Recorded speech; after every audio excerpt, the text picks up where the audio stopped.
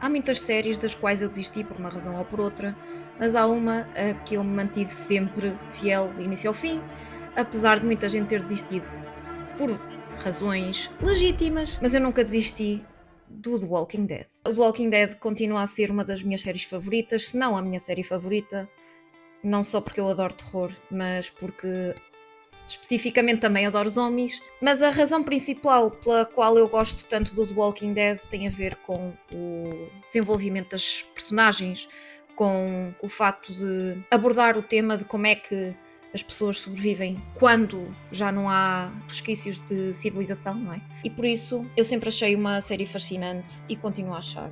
Por essa razão, eu hoje vou falar de uma queixa que eu tenho. Uma mini queixa. É que há uma grande parte dos fãs que defende que o Shane é que estava pronto para o apocalipse.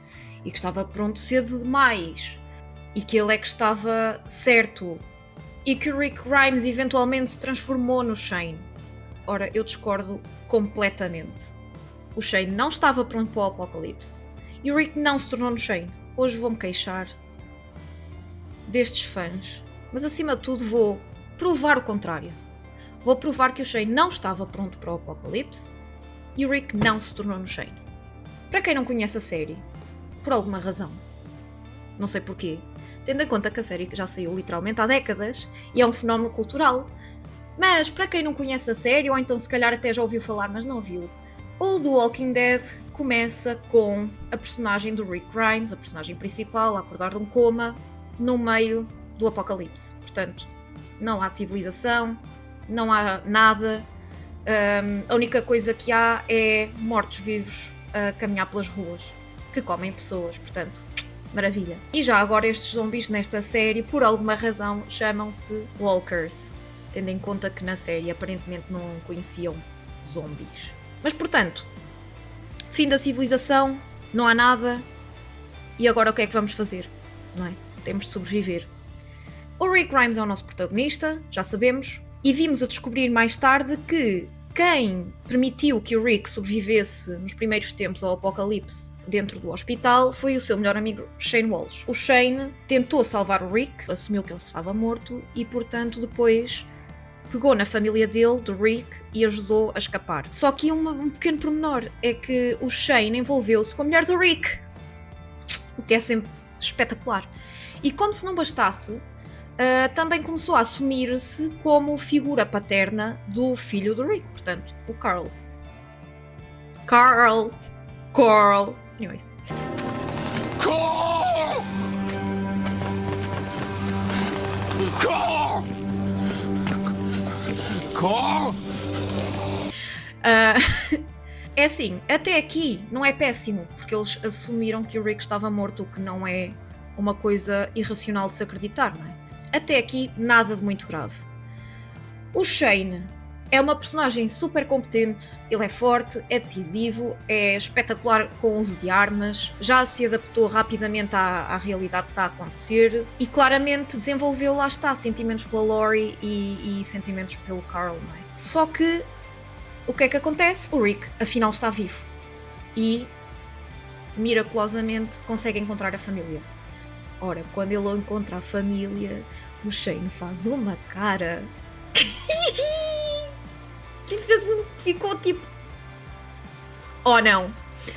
E agora, em vez de ficar feliz, ficou tipo, ai meu Deus, ai meu Deus, ai meu Deus, what am I gonna do? O Shane eventualmente morre às mãos do Rick, como nós sabemos, por causa de coisas que ele fez. Portanto, houve um conflito entre o Rick e o Shane causado pelo facto de o Shane ter-se envolvido com a mulher do Rick. Até aqui, o próprio Rick não teria propriamente um problema com isso. O problema foi que o Shane estava a ficar super possessivo com a Lori e começou a fazer umas coisas muito bonitas, tipo apontar armas ao Rick.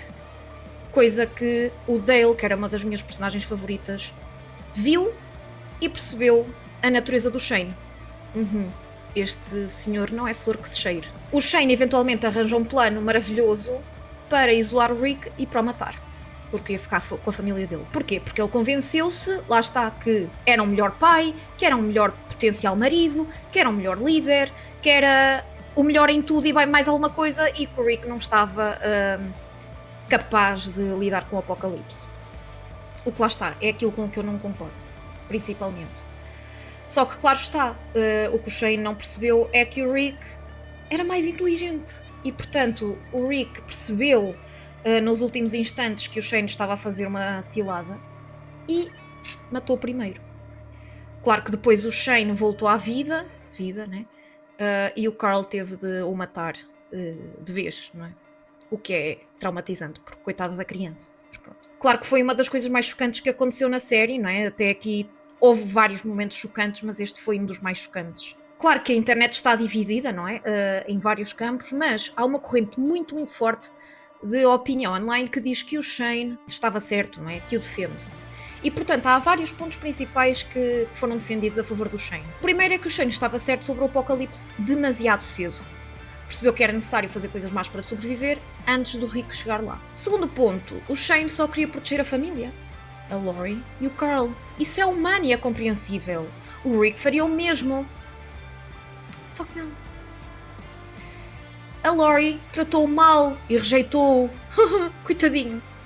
E depois de o ter usado durante um período em que não sabia que o Rick estava vivo, isso mais tarde contribuiu para o facto do Shane ficar instável emocionalmente. Aliás, há quem use isto para minimizar uma coisa muito maravilhosa que aconteceu entre eles, que foi o Shane tentar violar a Lori. Há pessoas que usam este argumento de que ele estava apaixonado pela Lori e depois a Lori rejeitou, que óbvio, não é? Quando percebeu que o marido dela estava vivo, utilizam isso como desculpa para a tentativa de violação, o que nem tem palavras. Depois há o caso do Otis, portanto, ele matou um senhor que o foi ajudar a recolher medicamentos para ajudar o Carl a recuperar de um tiro que tinha levado. O Shane deu um tiro no Otis para ele ser isco de zombies, para o Shane conseguir sobreviver com os medicamentos.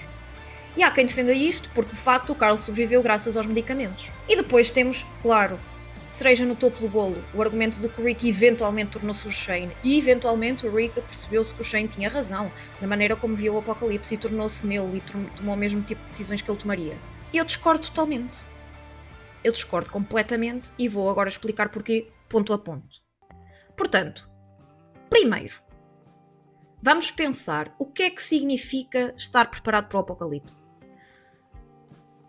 Porque isto é aquilo que toda a gente utiliza como argumento a favor do Shane. Ora, os defensores do Shane assumem que estar preparado para o apocalipse é conseguir sobreviver cada dia.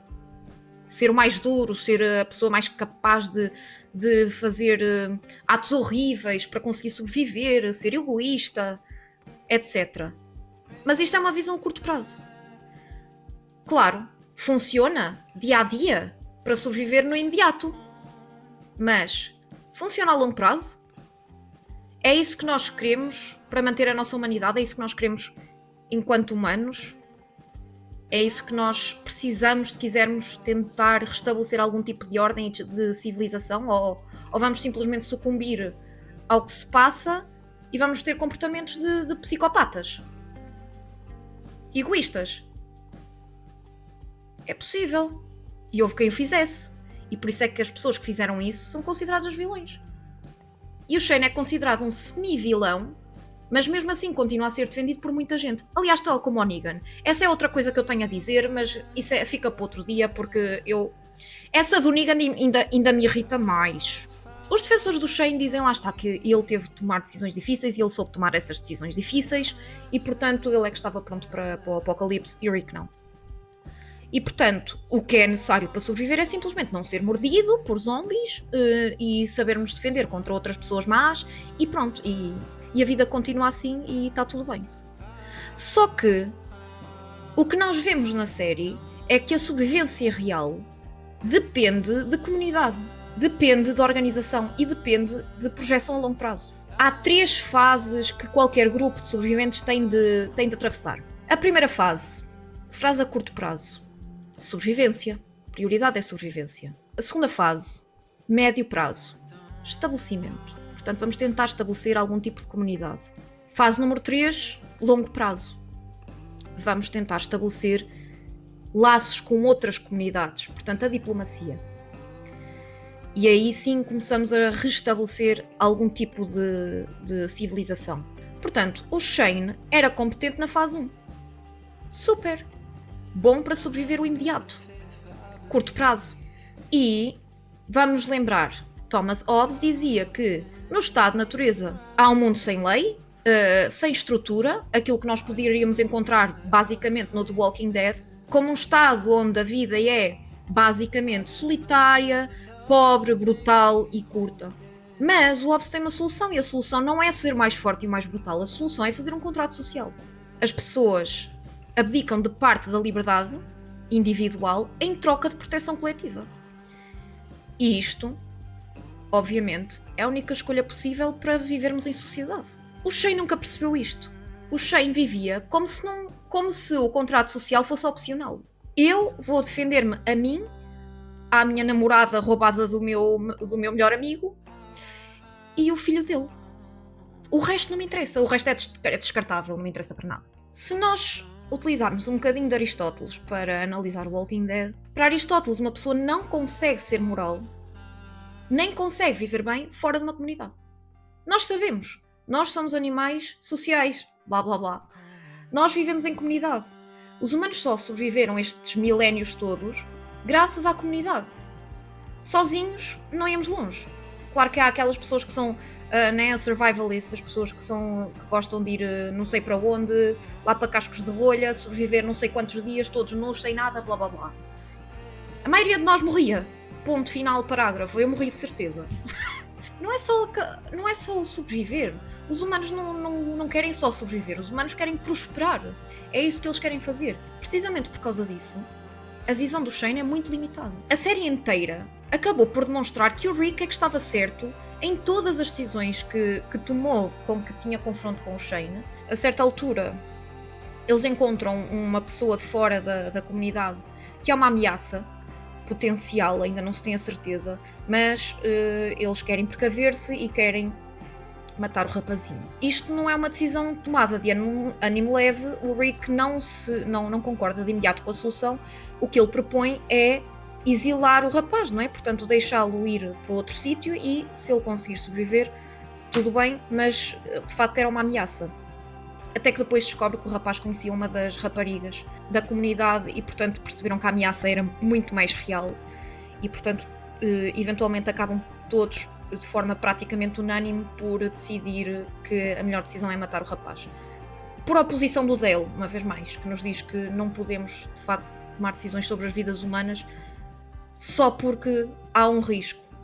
O que é debatível, não sei se concordo com o Dale, mas concordo com a hesitação, não é uma decisão para tomar de ânimo leve, e o Rick, lá está, não a queria tomar de ânimo leve, e no entanto ele já aqui, e desde cedo, desde que reencontrou a família, logo desde o primeiro momento, ele tornou-se um líder natural, e desde cedo começou a querer ajudar as outras pessoas, coisa que o Shane não fazia, e aliás opunha-se bastante às decisões do Rick ajudar as outras pessoas.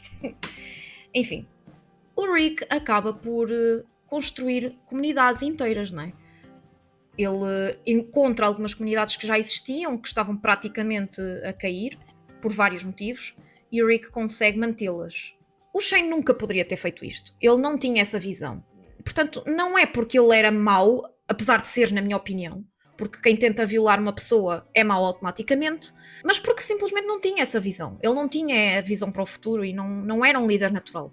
Era um líder por autoridade, por força. Isso não é um líder. Uma outra coisa interessante que nós podemos ir pescar ao Aristóteles é a ideia da sabedoria prática, Phronesis. A capacidade de discernir o que é certo e o que é errado em cada situação concreta, dependendo de vários fatores. E agora aqui é que estamos a entrar num assunto importante. É que esta capacidade de discernir o que é o certo e o errado em cada situação, que o Rick, na minha opinião, tem aprimorada. Essa capacidade. E que o Shane obviamente não tinha. O Shane estava motivado por motivos egoístas. E a única coisa que ele queria era manter-se a ele, a Lori e ao Carl. Mais ninguém. O resto era completamente descartável. Enquanto que o Rick esteve preocupado, claro, acima de tudo com a família dele, nunca com ele próprio. Ele colocava a vida da família dele acima da dele. Era essa a prioridade dele. E mais, a família dele não era só a família direta. A família dele foi a família que ele conheceu no Apocalipse. Isso nós podemos ver em vários momentos, mas há um então que eu fartei-me de chorar porque mostra a visão que ele tinha. Ele tinha a visão de uma família que conheceu naquelas circunstâncias e era por essa família que ele fazia tudo, que ele tomava todas as decisões difíceis que ele tinha de tomar, que fazia coisas que provavelmente lhe custavam a fazer, mas ele fê-las precisamente para salvar toda a comunidade dele.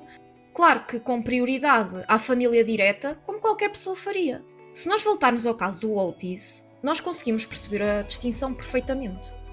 O Shane deixou para trás para salvar o Carl. O resultado foi bom, o Carl sobreviveu.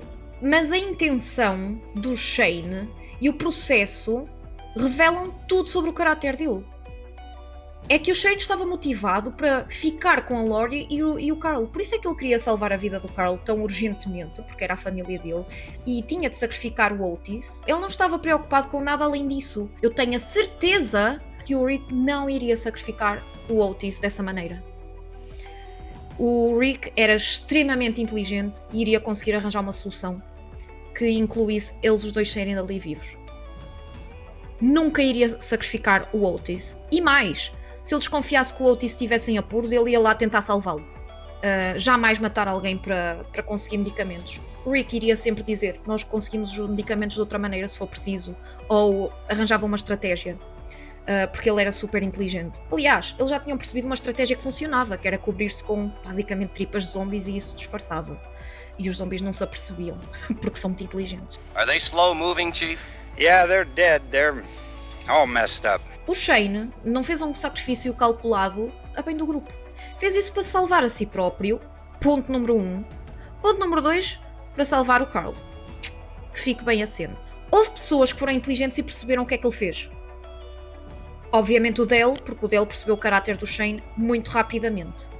O Rick também começou a perceber, pelos comportamentos que ele estava a ter, e começou a perceber, provavelmente também conhecia o caráter dele, não é? Ele era o melhor amigo dele. E o que é que isto cria numa comunidade?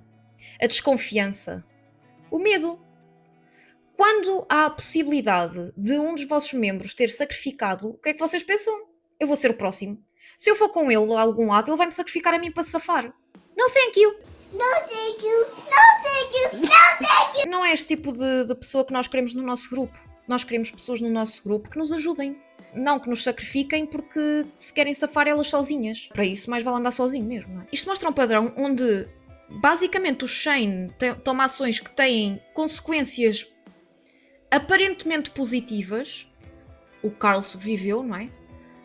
Mas depois acaba-se por perceber que as consequências, se calhar, não foram assim tão positivas, porque isso depois tem consequências no bem-estar psicológico da comunidade. Causa conflitos internos, etc. E, portanto, primeiro, não é assim tão óbvio. E depois há uma questão importante, que tem a ver com, mesmo que as consequências sejam aparentemente positivas, a intenção do Shane nunca é boa. A intenção do Shane é sempre puramente egoísta. A mesma coisa aconteceu com a cena do celeiro. Na quinta do Herschel, ele estava a guardar zombies dentro do celeiro, porque ele achava que eram pessoas ainda. Pronto, ainda não tinha aceitado o que é que de facto era o apocalipse. Aliás, ele era super religioso e não queria aceitar. Ele achava que aquelas pessoas todas tinham ainda alma, não é? Etc. E portanto estava a guardá-las dentro de um celeiro. Coisa que é super perigosa, porque caso haja um problema de segurança, o celeiro abra por força maior, é um perigo gigante, porque tinha lá dezenas de zombies. O Rick, como queria integrar-se naquela comunidade do Herschel, não é? Na família dele, e bem, porque já sabemos que o que é preciso para sobreviver é comunidade. Como o Rick se queria integrar, ele continuou a fazer as mesmas coisas que o Herschel, portanto a ajudá-lo a trazer pessoas para o celeiro.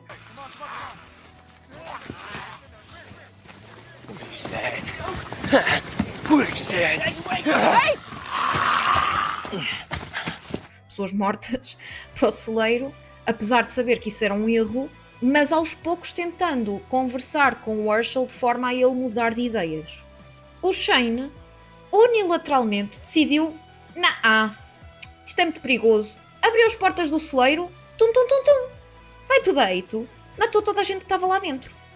Toda a gente, todos os zombies estavam lá dentro. Ele até tinha razão que o celeiro era perigoso e foi uma boa decisão matar os zombies todos que estavam lá dentro porque eram um perigo, mas ele tomou essa decisão de forma unilateral contra o dono da quinta, contra toda a gente. Foi um choque para todas as pessoas que viviam na quinta e que não sabiam da realidade, quando as coisas poderiam ter feito com diplomacia e com compreensão, coisa que o Shane não tinha nem uma gota disso dentro do coração dele. O Shane só fazia coisas deste género. Outra coisa maravilhosa que o Shane fez é assim, fez uma coisa, é uma coisa, na verdade, um bocado maravilhosa. O Ed, a certa altura, bateu na Carol à frente de toda a gente. O Shane viu. E o Shane espancou o Ed. O que? Aplausos, bem feito, bem feito, bem feito. Problema. O problema é que o Shane não bateu no Ed porque é um bom samaritano e porque estava a querer fazer justiça. O Shane espancou o Ed porque viu um bode expiatório para espancar alguém porque ele estava com imensa raiva acumulada por causa do Rick ter aparecido e ter-lhe roubado a família dele. Que não era dele, mas pronto. E então, pronto, arranjou o Ed como saco de boxe. E funcionou, porque a maioria das pessoas nem percebeu que a decisão que ele estava a tomar era por razões não altruístas. A mesma coisa com o celeiro. As pessoas não perceberam todas que o Shane estava a fazer aquelas coisas por motivos puramente egoístas. Lá está, isto começou a causar desconfiança no meio da comunidade. Pessoas pró-Shane e pessoas pró-Rick. Portanto, imagina no apocalipse estarmos divididos em campos quando devíamos estar todos unidos. Graças ao Sr. Shane, que não consegue um bocadinho do ego ferido. Não consegue. Masculinidade atacada. Portanto, como nós já vimos, o Shane assumia muitas vezes este papel de tomar decisões, muitas vezes de cabeça quente, de decisões por toda a gente, de forma unilateral. Portanto, uma liderança basicamente à força e baseada exclusivamente no interesse pessoal. E muitas vezes também no medo, o que não é uma boa ideia. Quando o Shane começou a ser desafiado minimamente pelo Rick, meu Deus, fim do mundo, outro fim do mundo dentro do fim do mundo. E portanto ele não tinha forma de responder a isso a não ser escalar a violência, porque era uma pessoa muito equilibrada. Outro exemplo, quando o Merle fica desaparecido no meio da cidade, o Daryl quer ir logo salvá-lo, óbvio, é o irmão dele. E o Rick voluntaria-se para o ajudar, porque se sente um bocado culpado do facto de ele estar preso na cidade, porque ele tinha o algemado num prédio. O Shane foi logo. Hell no. Eu não vou, não contem comigo. Podem ir vocês, mas eu não vou de certeza. E portanto, uma vez mais, a dar o exemplo que se vos acontecer alguma coisa e vocês ficarem presos numa cidade, onde quer que seja, não contem comigo que eu não vos vou buscar. Uau, espetacular. Concluindo relativamente a isto tudo, o Shane não estava pronto para o apocalipse. A prova disso é que morreu. Ponto número 1. Mas mesmo que não tivesse morrido tão cedo, graças às próprias ações, eventualmente ele ia morrer de forma desgraçada. Porque quem é que ia querer continuar a manter aquela pessoa conflituosa, egoísta e má? Ninguém ia querer manter aquela pessoa durante muito tempo, por isso ele ia continuar a fazer as coisas à força. E isso não ia correr bem para ele. E, aliás, ele nem sequer tinha o tipo de inteligência e capacidade de manipulação do Negan. Portanto, ele nem sequer conseguiria ser vilão suficiente para ser um Negan. Mas agora vamos a um outro argumento que para mim é o que me irrita mais. Sinceramente é o que me irrita mais. Eventualmente o Rick tornou-se o Shane. Só que não se tornou nada, meus senhores. Eu vou explicar porquê. Este argumento é super popular. Aliás, acho que é o argumento mais popular. Shane estava certo demasiado cedo e o Rick eventualmente tornou-se um Shane. Errado, vocês estão todos errados, lamento informar. Porque é que eventualmente, supostamente, o Rick se tornou Shane? Porque teve de tomar decisões brutais, chocantes, terríveis, matar pessoas. Lembram-se da ideia da avaliação das ações morais caso a caso? Em vez de começarmos aqui a generalizar e a assumir que o Rick, porque matou pessoas, é a mesma coisa que o tipo de matar pessoas que o Shane fez. Vamos ver as coisas de outra forma. Clara, se faz favor, muito obrigada. É verdade que o Rick teve de tomar decisões brutais. E é verdade que o Rick teve de matar muita gente. Aliás, as pessoas fartam-se de fazer compilações de quando ele se tornou mega assassino, não sei o quê, e quando ele estava com o cabelo todo gadilhudo e com a barba toda por fazer, foi a melhor fase dele porque estava badass e porque matava toda a gente, o que, eu concordo, estava bué badass e estava lindo forever, estava chef's kiss, aquele homem é lindo, maravilhoso.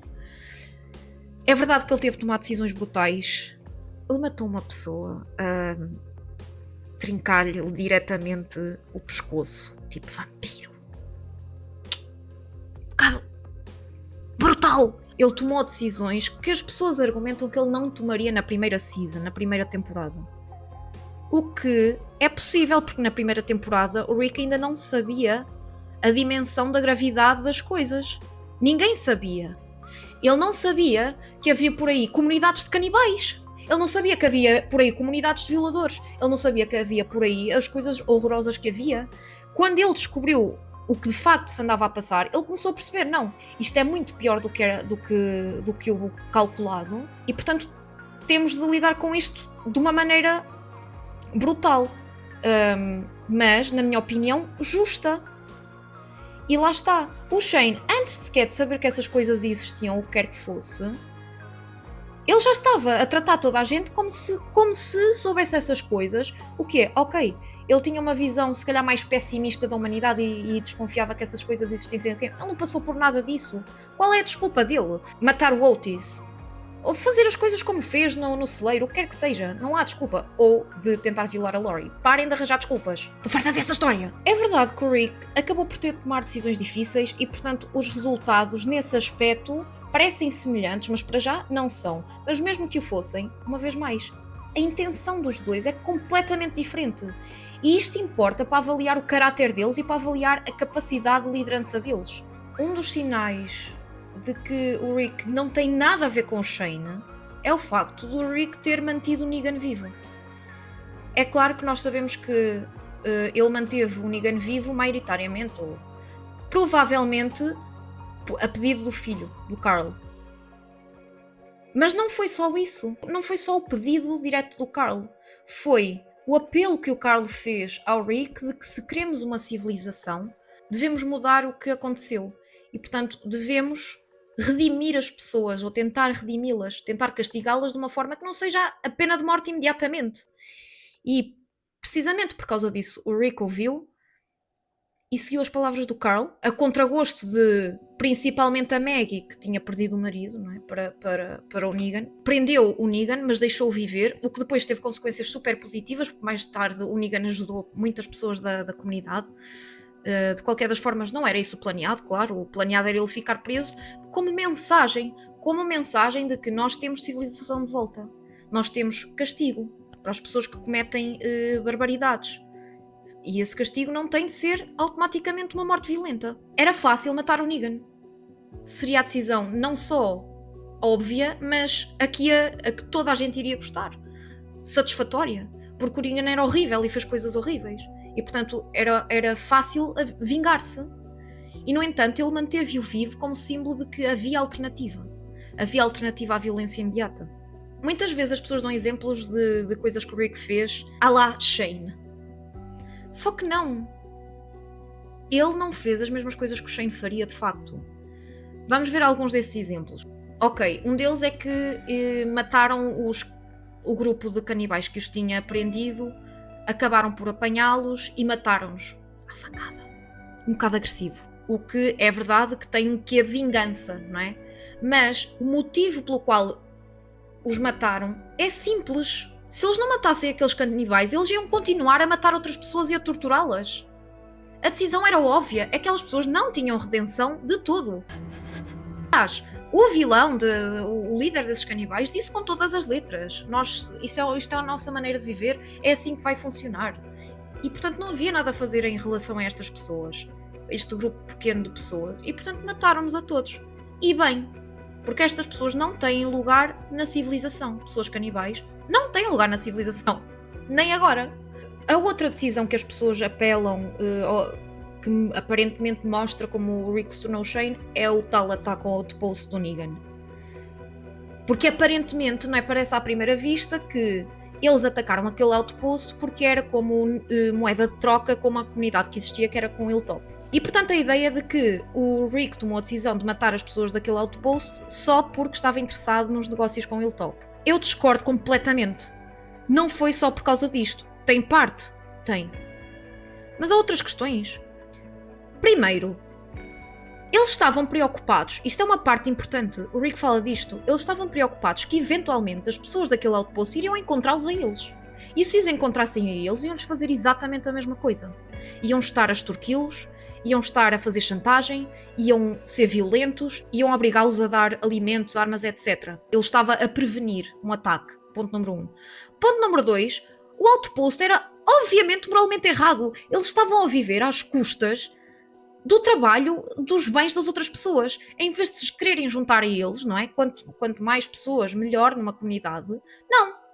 Era, nós estamos aqui a viver no nosso outpost e vocês é que trabalham para nós. Problema, o outpost era só uma pequena parte da comunidade gigante do Negan, dos Saviors, que eventualmente atacaram em força o grupo do Rick e causaram os danos que depois se viram. Isto foi um erro de cálculo, portanto, porque o Rick não poderia adivinhar não poderia adivinhar que aquelas pessoas eram mais do que aquelas que estavam no outpost e, portanto, isso correu mal. Mas a intenção, uma vez mais, não era puramente egoísta. Ao contrário do que as pessoas que argumentam que o Rick é o Shane dizem. Em nenhum destes casos que eu disse, o Rick agiu por desprezo à vida dos outros. Pelo contrário, ele agiu sempre dentro de um quadro de responsabilidade, de preocupação com a comunidade, com a informação que ele tinha disponível. Por outro lado, o Shane nunca dava oportunidades a ninguém. Outro exemplo que é citado. Quando eles vão salvar a Beth ao hospital, ele dá a oportunidade aos polícias que lá estão para se portarem bem e não tentarem sair das algemas onde estão presos porque eles querem ir salvar a amiga deles e, portanto, estejam quietinhos, nós a única coisa que queremos fazer é salvar esta pessoa e depois deixamos-vos ir à vossa vida e nós vamos à nossa. Eles armaram-se espertos e saíram das correntes e puseram-se a correr dali para fora. O que é que o Rick fez? Atropelou-os. Pamba! Bem feita! Ninguém os mandou. Era simples. Uma vez mais. Ele deu a oportunidade. O Shane nem sequer daria a oportunidade. Chegava lá, tum, pum, pum, pum. Aliás, ele nem chegava lá nenhum porque ele não ia tentar salvar ninguém. Portanto, a diferença principal aqui é que o Rick sempre agiu de forma a pesar e a medir as decisões morais, enquanto que o Shane sempre agiu só por instinto egoísta.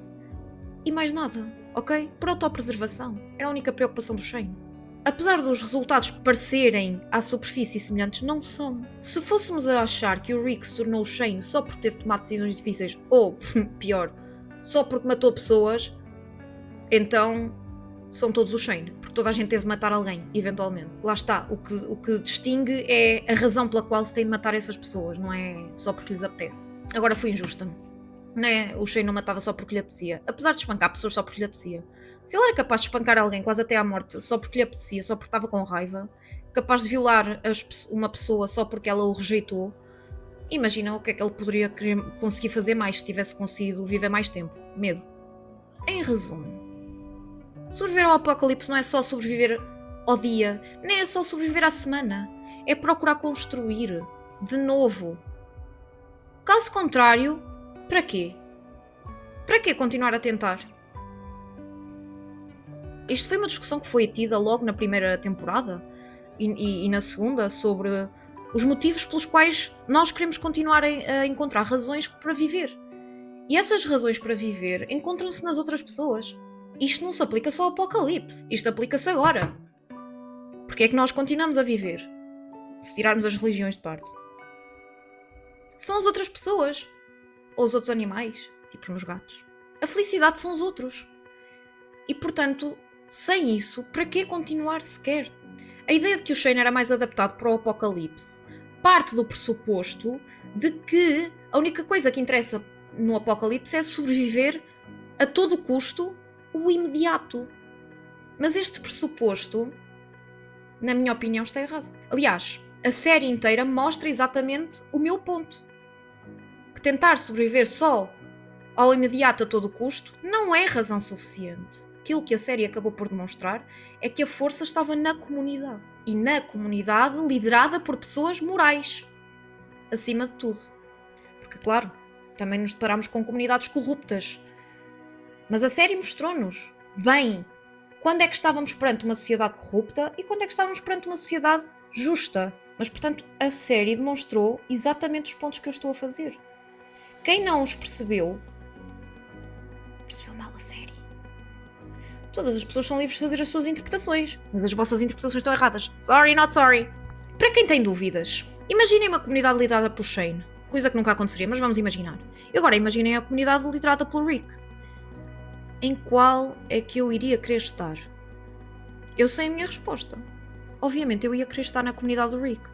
E pronto, está feita a minha mini queixa. E espero que tenha convencido alguém. Não sei. Eu estou muito certa das minhas opiniões. Obviamente que posso estar errada. E portanto, se alguém tiver opiniões diferentes, é só dizê-las. Muito obrigada pela atenção.